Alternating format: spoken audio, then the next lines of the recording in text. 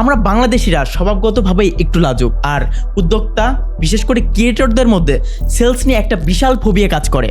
তাদের মনে হয় নিজের প্রোডাক্টের কথা বলা মানেই হচ্ছে তেল মারা বা মানুষকে জোর করে কোনো কিছু কেনানোর চেষ্টা করা। ব্রুটাল রিয়ালিটিটা হলো no sales equal to no business. আপনার পৃথিবীর সেরা প্রোডাক্ট থাকতে পারে, কিন্তু আপনি যদি সেটা বিক্রি করতে না জানেন, আপনার ব্যবসাটা কালকেই বন্ধ হয়ে যাবে।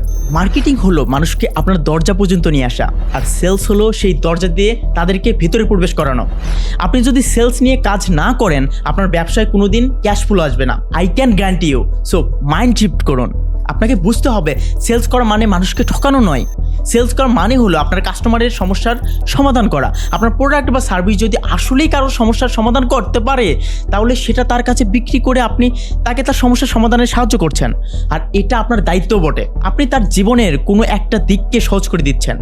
যখন আপনি এই মাইন্ডসেটটা নিয়ে সেলস করবেন, তখন আপনার আর লজ্জা লাগবে না, বরং আত্মবিশ্বাস বাড়বে, যেটা আমি আমার সোলোপ্রেনিয়র্স, ক্রিয়েটর্স এবং বিজনেস ওনারদের প্রতি অ্যাপ্লাই করেছি।